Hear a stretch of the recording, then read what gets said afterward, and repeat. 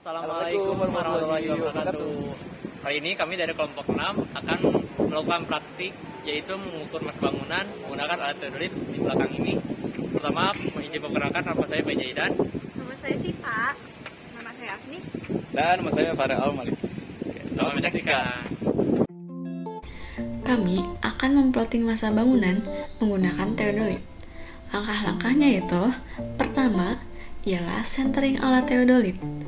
Ketepatan dilihat dari gelembung nifo yang berada di tengah lingkaran. Ketepatan gelembung didapatkan dengan menggerakkan statif dengan contoh objek berupa koin, dilanjutkan dengan leveling screw. Yang kedua ialah cari sudut utara menggunakan kompas. Dan kompas yang dapat digunakan bisa melalui aplikasi kompas yang terdapat di perangkat handphone. Kemudian, setting 0 derajat pada teodolit. Lalu, membidik rambu ukur ke titik patok A, B, dan C.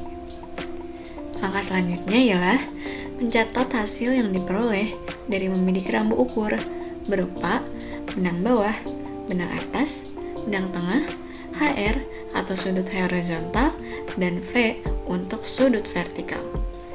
Dan langkah terakhir yaitu setelah data terkumpul, maka langkah terakhir ialah mengolah data yang telah diperoleh sebelumnya. Baik, di sini kita akan membahas mengenai data lapangan tentang mengukur massa bangunan menggunakan alat teodolit. Pertama, di sini ada alat di patok 1. Untuk tinggi alatnya, di sini kami mengukur setinggi 1,51 meter. Kemudian untuk targetnya itu ada target ke utara, kemudian ke A, ke B, ke C, dan ke patok 2. Untuk yang berwarna kuning ini merupakan data lapangan yang kami peroleh, yaitu ada bacaan rambu BA atau benang atas pada, kemudian ada BB benang bawah, BT benang tengah, ada sudut horizontal dan sudut vertikal. Kemudian yang pertama yang kami lakukan adalah mencari titik utara. Kemudian mengenolkan. Selanjutnya kami memutar alat teodolit sepanjang ke searah jarum jam. Kemudian ke target A. Setelah ke target A, maka didapat yaitu BA, BB, BT, kemudian dari sudut horizontal dan sudut vertikal. Di sini untuk BA-nya sendiri di titik A yaitu ada di 174,5, kemudian di BB-nya ada 126, dan ada di BT-nya yaitu 1,51. Kemudian untuk sudut horizontalnya sendiri itu ada di 168 derajat, 30 menit, dan 13 detik. Untuk penghitungan kemudian diubah menjadi degree, itu untuk ditambah-tambahkan semuanya, dan kemudian untuk menitnya dibagi 60, dan untuk detiknya dibagi 3.600. Untuk vertikalnya juga sama seperti sudut horizontal, yaitu 92 derajat ditambah dengan 45 menitnya dibagi 60 dan detiknya dibagi 3.600. Selanjutnya di sini kita ke jarak miring. Jarak miring itu sendiri itu merupakan hasil dari BA dikurangi BB, kemudian dikali cos radians dari I. Nah, I sendiri itu adalah 90 dikurangi V, atau 90 derajat ya, dikurangi V dari hasil yang sudah menjadi degree. Kemudian diubah ke radians, hasil dari V ini diubah ke radians. Nah, selanjutnya agar nanti bisa diketahui dari rumus jarak miring ini. Setelah diketahui jarak miring, di sini juga ada sudut jurusan yang dimana sama seperti di sudut horizontal. Untuk alfa itu sendiri, yaitu adalah radians dari degree sudut horizontal. Kemudian di sini ada HD. HD yaitu panjang jarak, yaitu sama dengan SD, jarak miring, dikali cos I. Jarak miring sendiri, yaitu tadi untuk titik A ada di 48,44 dikali cos dari I radians. Kemudian HD rata-rata sama seperti HD yang barusan kita hitung, kemudian di sini ada VD. Untuk VD-nya sendiri menggunakan rumus yaitu HD rata-rata dikali tan I radians. Nah, di sini ada delta X, delta Y, dan delta Z. delta X ini adalah, bisa dilihat di sini ya, rumusnya HD dikali sin alfa. Untuk delta Y, HD dikali cos alfa. Jadi perbedaannya di sini hanya ada pada sin dan di sini cos. Kemudian untuk delta Z itu rumusnya tinggi alat atau V ditambah VD atau eh, dari yang ini tan yang tadi dihitung, kemudian dikali BT. Maksudnya dikurangi dari BT. Setelah ini dilakukan sama, baik ke titik A, titik B, titik C, itu dilakukan sama. Kemudian di sini ada titik X.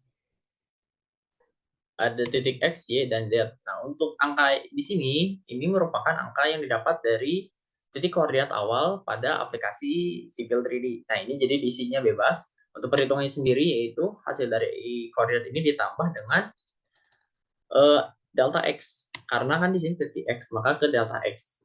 Selanjutnya juga sama, yaitu titik koordinat ini ditambah dengan delta X. Juga sama, maka titik Y ini bisa sama, yaitu koordinat Y ditambah dengan delta Y. Nah, ini juga sama, titik koordinat Y ditambah dengan delta Y. Nah, kemudian untuk Z-nya 0, mengapa 0? Karena tidak memiliki, belum dihitung elevasinya, atau belum memiliki elevasi pada aplikasi Civil 3D-nya. Jadi masih dihiraukan. Kemudian untuk titik 2-nya, ini sama ya, titik 2-nya juga sama. Nah, di sini juga kami menggunakan BT yang sama. Di sini kami menggunakan BT yang sama, yaitu 1,51, sama dengan tinggi alat, agar nanti ketahuan elevasinya. Nah, selanjutnya untuk titik kemudian alat setelah dari patok A dipindahkan ke patok 1, kemudian pindahkan ke patok 2. Kemudian dari patok 2 kita mengukur kembali ke patok 1. Nah, patok 1 ini menjadi titik utara atau titik awalan, sebelum nanti teodolit diputar searah jarum jam ke titik B.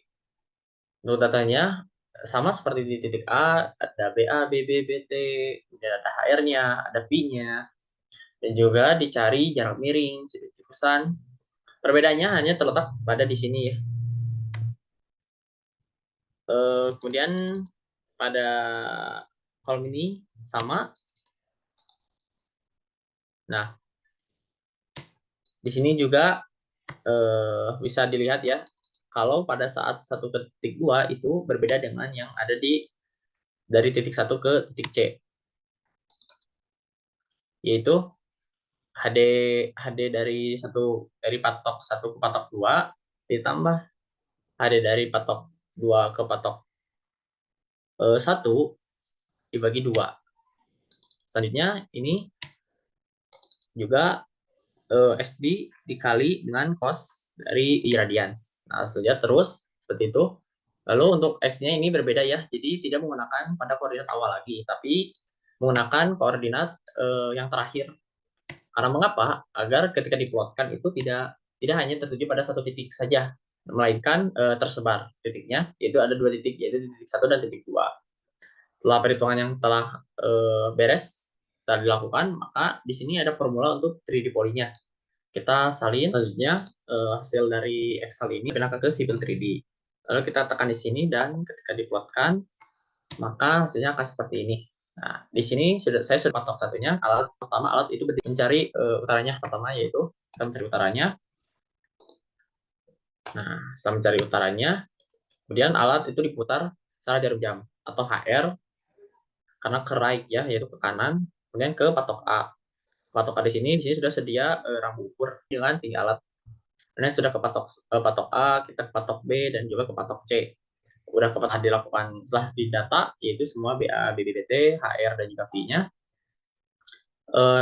Kemudian dipindahkan, alat pindah ke titik 2, titik utaranya, atau titik 0-nya, kemudian ditembakkan alat itu ke titik B dan titik C. Pencarian juga V. Kemudian dilakukan perhitungan yang sama pula jika ini, dan ketika diukur kan sebesar tadi belum terlalu sempurna perhitungan teodolit. Terima kasih.